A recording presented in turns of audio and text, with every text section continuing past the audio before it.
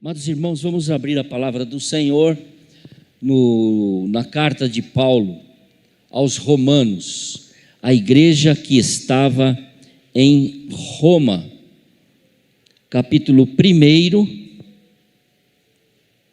versos de 11 a 13, na Nova Versão Internacional. Anseio vê-los a fim de compartilhar algum dom espiritual para fortalecê-los. Isto é, para que vocês e eu sejamos mutuamente encorajados pela fé. Verso 13: não quero que sejam ignorantes, irmãos, quanto ao fato de que muitas vezes planejei visitá-los para colher algum fruto entre vocês, como também entre os gentios, mas fui impedido até o presente momento. Por que vou à igreja?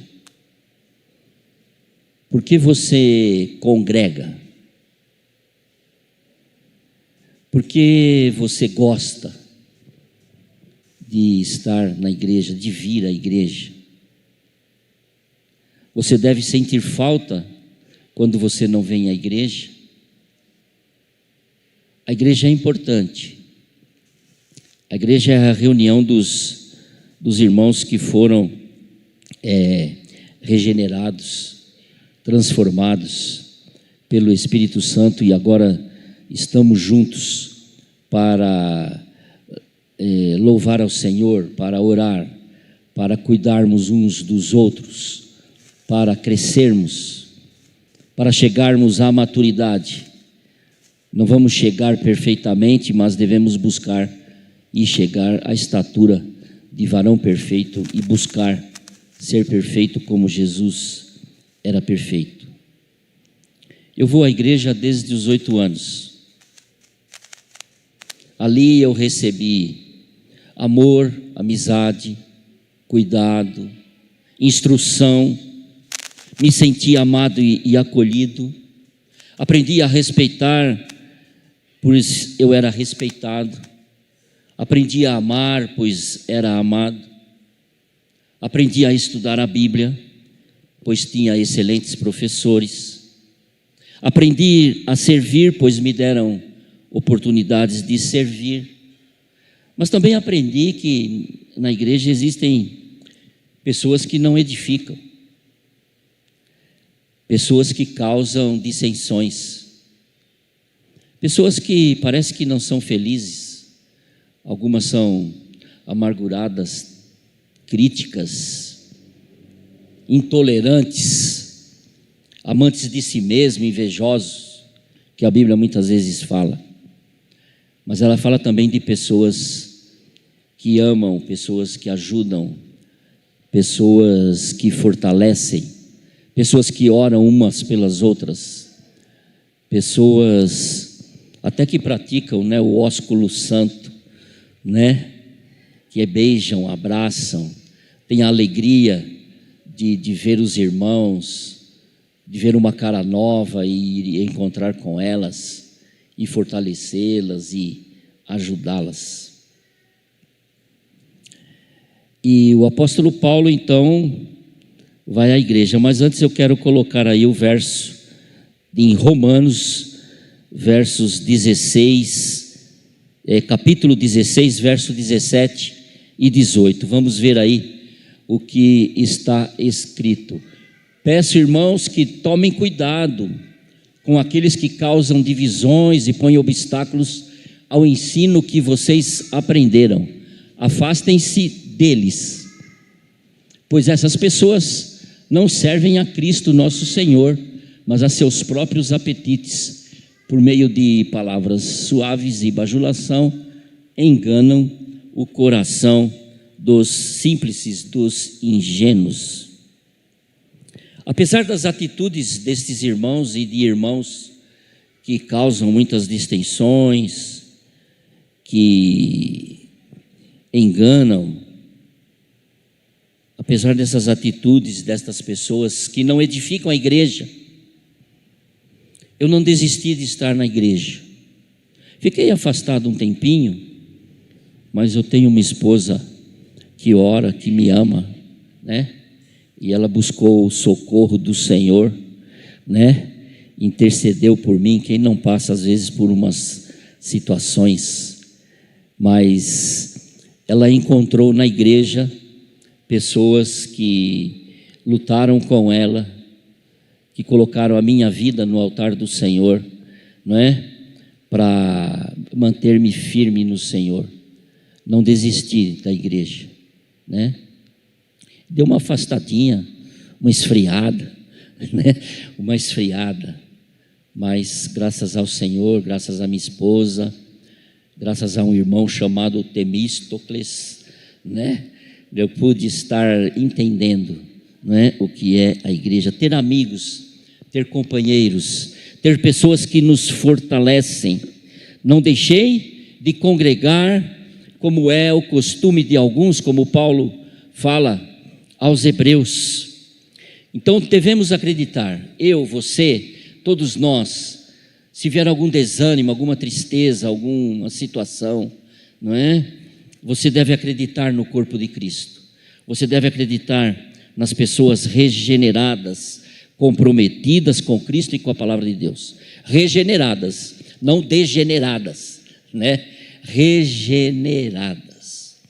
O apóstolo Paulo está em Corinto entre os anos 54 até o início do ano 56, prestes a partir para Jerusalém, de onde ele espera ir para Roma e depois a Espanha.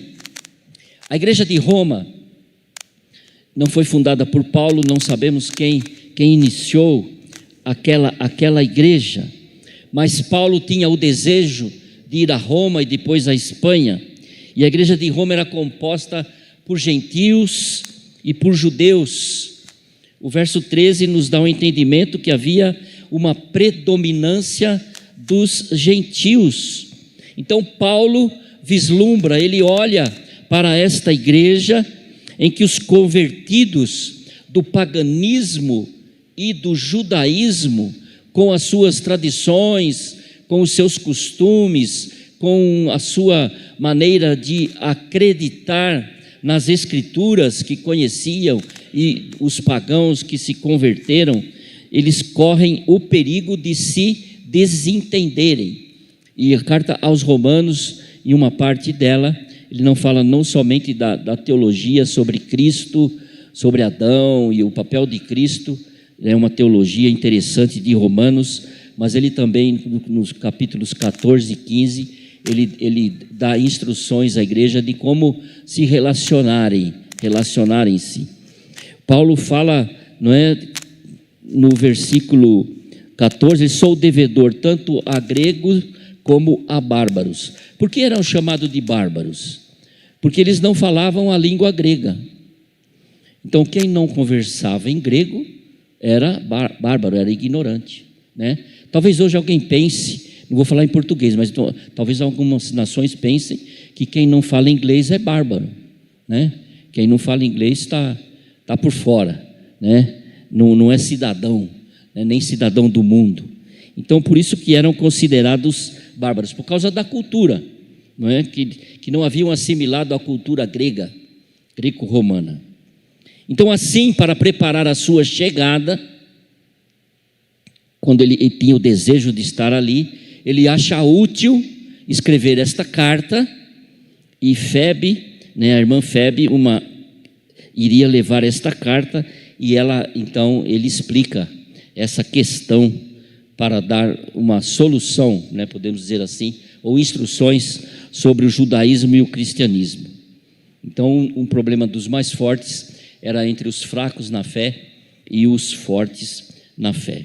Então daí na instrução da carta escreve as expectativas do porquê estar ali com os irmãos.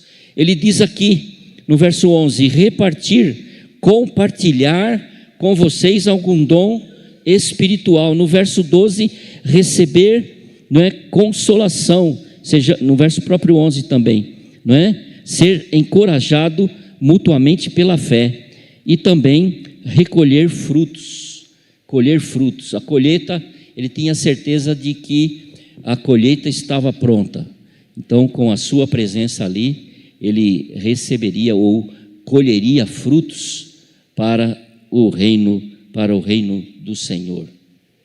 Amados irmãos, a igreja, o corpo de Cristo, é essa companhia fraterna, que deve ser assim, de amizade, de ser uma nova família, de ser uma família que ama. Às vezes a gente vem de famílias que às vezes não se amam tanto, né? Então a igreja deveria ajudar estas pessoas a sentirem-se, né, numa família verdadeira, em que é amada, em que é abraçada, em que a pessoa é ouvida, em que ela é aconselhada, em que ela é ajudada, em que ela é fortalecida. Então, esse é o desejo, e para que isso deve funcionar a igreja desta maneira. Então, mas muitas vezes isso não acontece.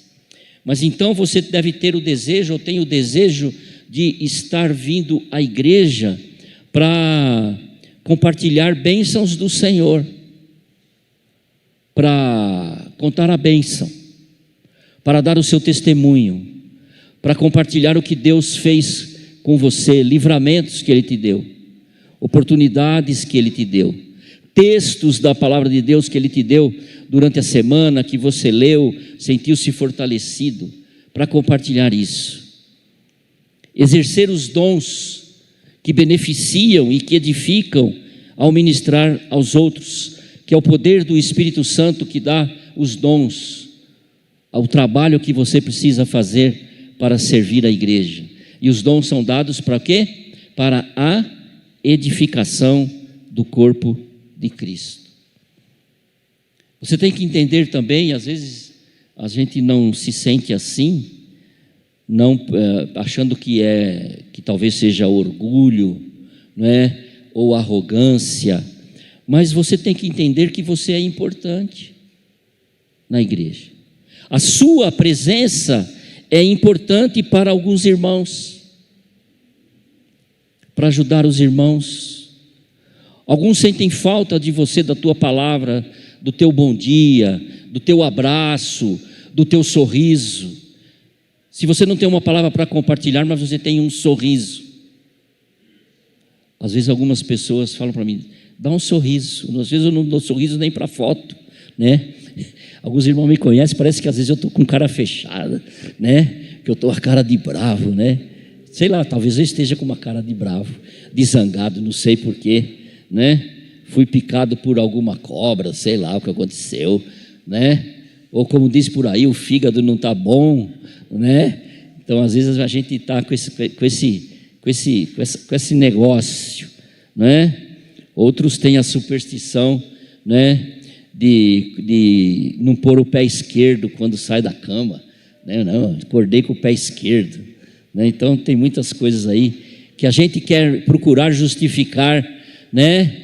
Porque a gente está zangado, ou porque a gente não tem uma palavra boa, ou porque a gente está triste, ou porque a gente está zangado, ou porque a gente não vê amor, não vê coisa boa, a gente só vê coisa errada, né? Infelizmente, às vezes tem alguns irmãos, não é nem sempre, né? Mas ele olha assim, ele olha para a igreja, tudo, ele não vê coisa boa. Talvez tenham alguns assim, não estou falando que os irmãos são assim, né? Mas a gente tem muita crítica, né?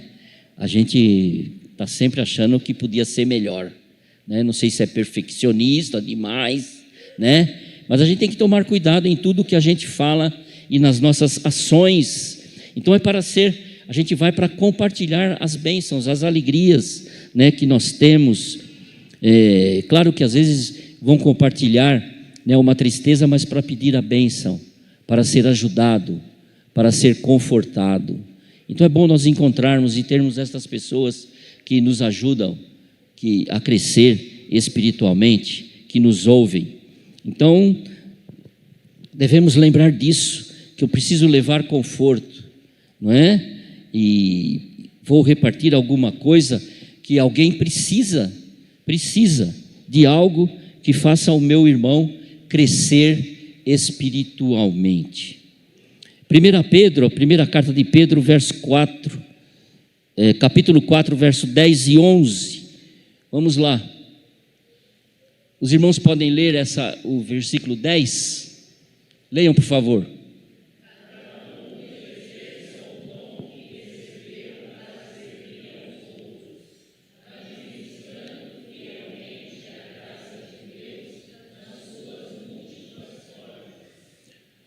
Verso 11, e se alguém fala, palavra de Deus. Se alguém serve,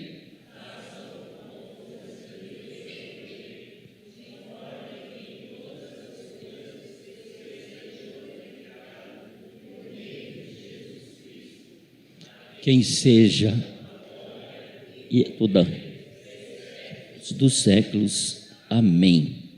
Então eu venho para o culto, compartilho as minhas alegrias, conforto alguém, ou talvez compartilhe, como eu disse, até algumas dificuldades para ser confortado. Então eu vou sair do culto, vou sair da reunião, vou sair da escola dominical, vou sair da igreja para o culto, eu vou sentir, e eu tenho que me sentir assim. Eu vou sair confortado, vou sair encorajado, vou sair fortalecido, né? Não posso sair do culto sem ter dado importância ao outro, aqueles irmãos que vieram à igreja, né? Eu vou almoçar alegre, né? Comida é boa, né? Mas eu vou me sentir alegre, vou ter até um pouquinho mais de fome, de tão alegre que eu estou, de tão confortado que estou, de tão abraçado que eu fui, né? De tão fortalecido, sair da igreja alegre, feliz, porque tem irmãos que me amam, e eu sei que eles me amam, e todos nós devemos nos sentir assim, amém, irmãos? Então vamos à igreja assim, devemos sentir falta de não estar na igreja, né? Não estar na igreja. E em segundo lugar, nós vamos compartilhar, mas também nós vamos receber encorajamento. Eu encorajei as pessoas, mas também serei encorajados. Isto é, para que eu e vocês, verso 11, sejamos mutuamente encorajados pela fé. O apóstolo Paulo não era no sentido de ser arrogante, não era aquele ministro do Senhor que está ali sempre com a varinha, sempre olhando, não é, para os irmãos e sempre cobrando, sempre querendo mais. E sempre dizendo, não sei se, né, infelizmente, às vezes acontece em alguma igreja, que você só recebe, né, o pastor da porta estreita. Aqui a porta é estreita, irmão, né? Cuidado aí, né? Veja lá como que você anda. Não é assim não, você pensa que você pode ir por aqui, por ali, cortar o cabelo desse jeito, usar uma roupa assim, né? Não dá o dízimo, não dá a oferta. Olha, eu tenho a relação aqui dos irmãos, eu sei que você não deu o dízimo esse mês, e eu sei que você ganhou uma oferta, você ganhou um bônus, né? Você está sonegando, né? Então tem igrejas, infelizmente, às vezes tem ministros assim, né? Que está sempre, né? Cobrando os irmãos. O apóstolo Paulo não era assim, né? Ele foi para a igreja e falou: também eu vou aprender com vocês. Talvez a igreja de Corinto que ele escreveu lá, aqueles irmãos eram muito esquisitos ali em Corinto, então ele fez uma palavra dura, né, em alguns textos, mas ele diz aqui: vou ser encorajado por vocês, e em algumas cartas, não só em Romanos, mas em outras cartas aos Tessalonicenses e a outras cartas, ele elogia aquela igreja pela fé, pelo crescimento, pela bondade, o que aquela igreja fazia, né? Então ele também era encorajado. Ele não era eu sou o dono da verdade, né? Ele sabia fazer uma interpretação da Bíblia, ensinava a palavra do Senhor, Paulo, mas ele também sabia ser humilde no sentido de que estaria recebendo, né, encorajamento dos irmãos. Sabia que aquela igreja estava orando por ele, sabia que algumas igrejas levantavam ofertas para auxiliar, né, o seu ministério. Então eu preciso lembrar disso. Às vezes eu estou tão enfraquecido, né? Estou triste, como eu disse, às vezes talvez querer compartilhar alguma tristeza, alguma amargura, algo que aconteceu na minha família, nos meus relacionamentos, no meu emprego, algo que me deixou chateado até na igreja. Então eu venho, não é, para receber uma palavra boa, uma palavra de ânimo, não é? Então eu não posso aqui receber uma palavra, né, uma pancada, uma atordoada, uma cintada, né, nesse sentido. Então reciprocamente nós nos confortamos, porque o ministério e os dons e o trabalho na igreja é para o crescimento.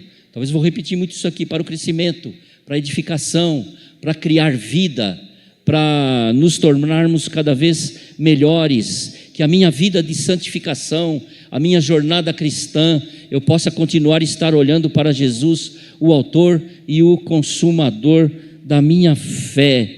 O ministério cristão é isso, visa o fortalecimento.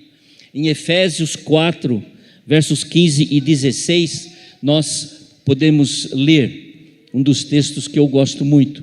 Antes, seguindo a verdade, em amor cresçamos em todas as coisas naquele que é o cabeça Cristo. Cresçamos nos ensinamentos do Senhor Jesus, não na minha vontade como líder, não na minha vontade como líder das mulheres, líder dos homens, não com a vontade dos diáconos da igreja, não é, dos seus pensamentos, mas de acordo com os ensinamentos de Cristo. Dele todo o corpo ajustado e unido pelo auxílio de todas as juntas, cresce e edifica a si mesmo em amor, à medida que cada parte realize a sua função. Então todos vocês, todos nós, somos importantes na casa do Senhor, e tenho a certeza que o Espírito Santo dá uma tarefa para cada um de vocês, para ser útil na igreja. Não podemos ser arrogantes espiritualmente falando, que julgo conhecer toda a verdade. O sacerdócio do crente significa que todos os cristãos são iguais perante a Deus e na fraternidade local. Os que têm recebem, e os que recebem compartilham. Os dons são dados para edificar, fortalecer, são dados para serem usados, e existe uma responsabilidade igual para todas as pessoas. Por isso o processo mútuo de dar e receber. E vamos à igreja também para colher frutos. Jesus disse que os campos já estão prontos para a seara, para a colheita. Muitos irmãos vêm para a igreja, muitas pessoas visitam a igreja, muitas pessoas vêm aqui a primeira vez, a segunda vez. São frutos prontos para a colheita. Talvez já foram batizados ou pertenceram a uma outra igreja, mas alguns se afastaram, se entristeceram. Outros visitam a igreja, né, para receber essa palavra de conforto, de carinho, para receber o abraço. Talvez esse fruto ainda não esteja tão maduro assim, né? Mas se você, talvez faltou ali o abraço, faltou o carinho, faltou um sorriso. Aí ele veio aqui para a igreja receber um carinho, receber um abraço. A gente ainda não tem lembrancinha para os visitantes, né? Mas quem sabe ajuda. Não vamos comprar o visitante com alguma lembrancinha, né? Não vamos fazer isso. Mas para ele se sentir amado, respeitado, né? Demos um lugar para ele, pode sentar aqui, né? Tem uma fichinha para preencher, mas não é obrigatório, viu? Se você não preencher a fichinha, você não pode voltar mais aqui, né? Não é assim, né? Mas com certeza vamos pensar dessa maneira, de frutos que estão prontos para a colheita. Ele veio aqui para ser abençoado, recebido e ficar aqui, não é? Na nossa cesta, né? Nas cestas das frutas do Senhor Jesus, na colheita do Senhor Jesus. Então, que são crentes que já estão e devem estar maduros, mas eles precisam, né, de uma palavra para serem encorajados a participar, né? Então, colher frutos, não é no sentido de produzir frutos, são frutos que já estão prontos para a colheita, né? Falta alguém para estar lá, né, e agarrar esse irmão, vamos caminhar junto. Então eu tenho e preciso ter esta alegria de estar vindo à igreja, e nesta igreja eu vou receber carinho, vou receber conforto, vou receber palavras e atitudes que edificam. Então o apóstolo Paulo tem esse cuidado de colocar logo no começo da carta os motivos por que ele está indo ali, não é? Para repartir, para compartilhar, para receber consolação e para recolher frutos. Então, amados irmãos, precisamos lembrar, né, de que devemos estar respeitando os diferentes, porque não me envergonho do evangelho de Cristo, pois é o poder de Deus para a salvação de todo aquele que crê, primeiro do judeu e também do grego. Isso também está no começo da carta, no versículo 16, né? No começo da carta. E Paulo fala no versículo 2: porque para com Deus não há acepção de pessoas. Romanos 2:11. E vamos colocar aí Romanos 15:7. Os irmãos podem estar lendo. Podem ler?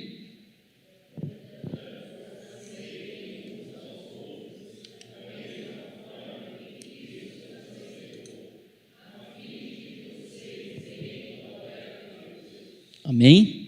Então, nesse sentido, vocês já sabem disso, mas Deus está me lembrando isso e está lembrando a você e a mim, né, nesta manhã de novo, né? Esse respeito.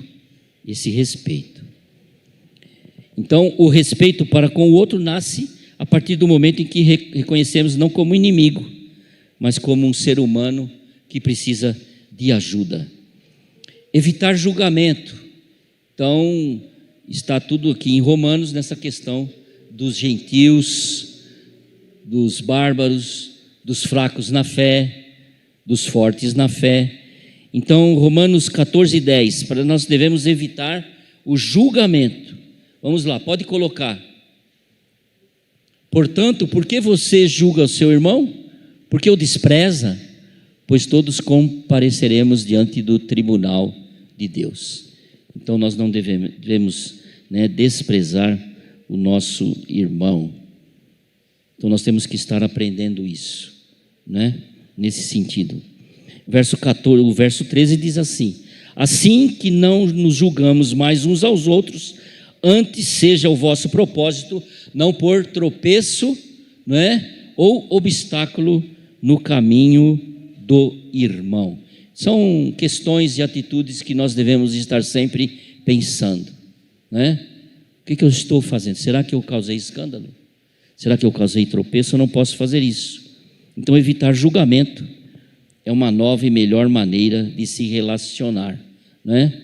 Ou prever o futuro daquele irmão, né?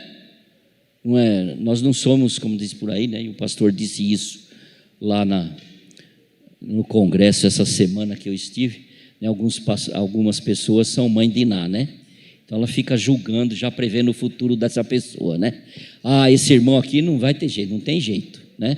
Essa atitude, esse jeito que ele está fazendo, não vai dar certo, né? Ele não vai conseguir, né? Então nós temos que ajudar, né? Se ele tem dificuldades em crescer em alguma situação, vamos ajudar, né? E eu confesso, irmãos, muitas vezes eu sou crítico, né?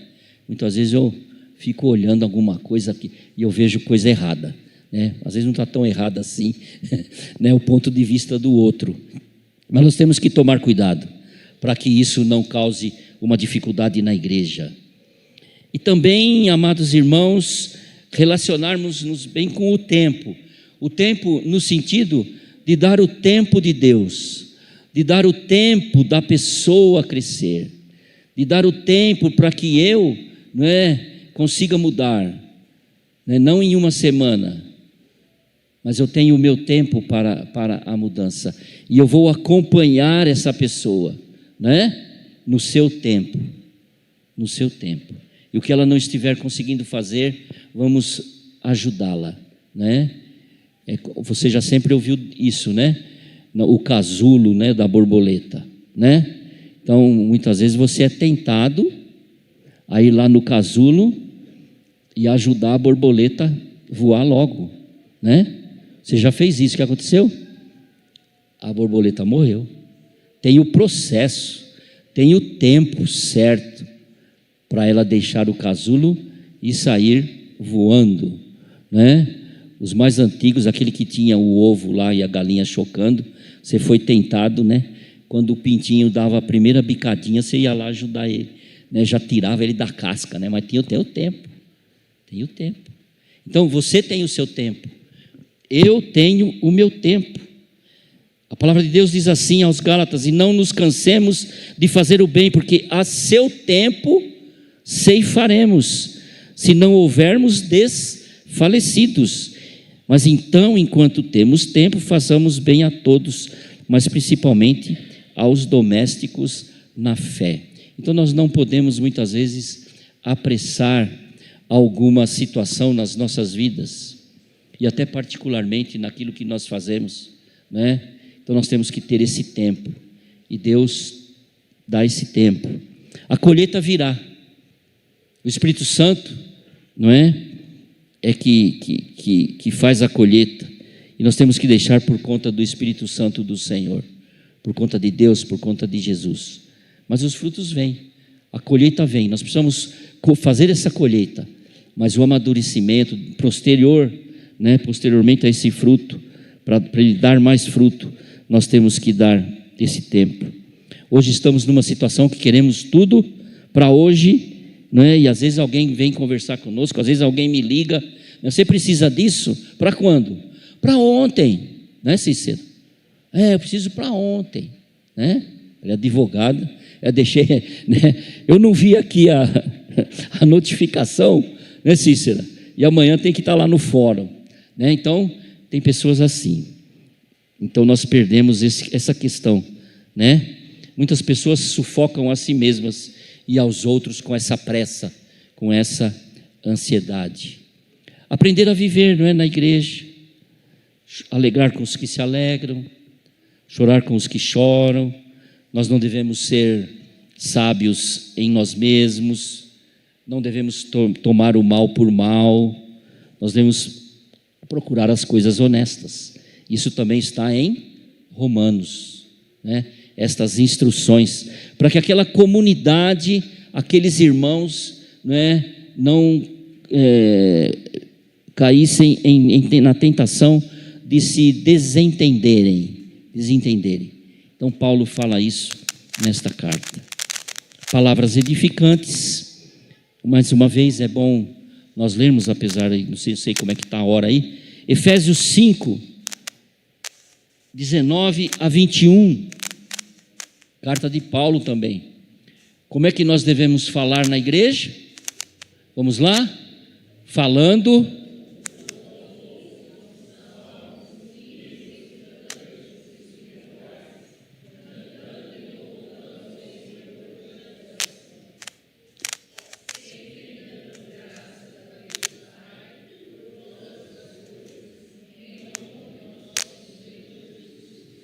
e o 21, sujeitem-se uns aos outros no temor de Cristo.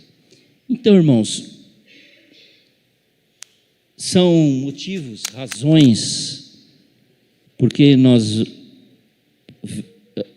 estamos vindo à igreja, porque nos reunimos por causa do amor, por causa da certeza que eu vou receber palavras que edificam, porque eu vou ter a certeza de que não vou ser julgado, não vão levantar juízo, na certeza de que eu sou diferente, no meu comportamento, no meu temperamento, eu vou ser respeitado por ser diferente. Então é nesse sentido que Paulo está dizendo que vai à igreja.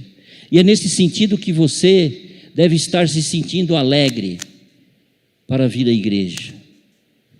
Mesmo naquela manhã em que você não achou o sapato, alguns deixam o sapato fora da sapateira, né? Que você não achou a camisa, que você não achou o prendedor do cabelo, alguma coisinha que às vezes acontece. Eu sei que na sua casa não acontece, mas na minha às vezes acontece, né? Eu fui no acampamento lá no retiro dos pastores, e quando eu voltei, né, eu guardei o cinto num lugar, que às vezes eu costumo deixar o cinto, né? Mas aí eu pus o cinto, acho que foi quinta-feira que eu cheguei, né? Então eu pus um cinto num lugar, e depois eu pus um monte de coisa em cima do cinto. E hoje eu procurei o cinto e não achei. Acho que eu deixei lá no acampamento, deixei lá no quarto, né? E a minha amada esposa, ela é uma caçadora, né? Ela não é uma herege que fala, né, São Longuinho, né? Isso não existe. Né? Ela não deu nenhum pulinho, mas ela encontrou o cinto, né? Então, o cinto estava lá.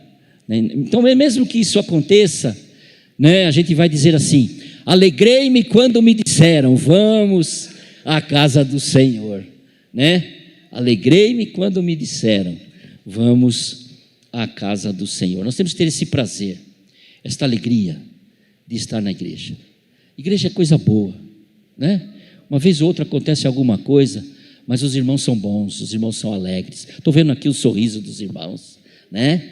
A alegria dos irmãos por pertencerem ao corpo de Cristo, por estarem na igreja, por pertencer ao corpo de Cristo, à Igreja Batista de Itaberaba, né? Essa bênção do Senhor que Deus colocou aqui há 70 anos, né? Como organização. Então, amados irmãos, mais um ano nas nossas vidas, mais um ano na vida desta igreja que completa 70 anos, e que continue sendo um ano em que, por intermédio das pessoas, por intermédio dos irmãos, por intermédio da palavra, das atitudes, você e eu tenhamos a alegria de estar nesta igreja, de estar vindo à igreja, de repartir os dons, de receber ajuda e de recolher frutos.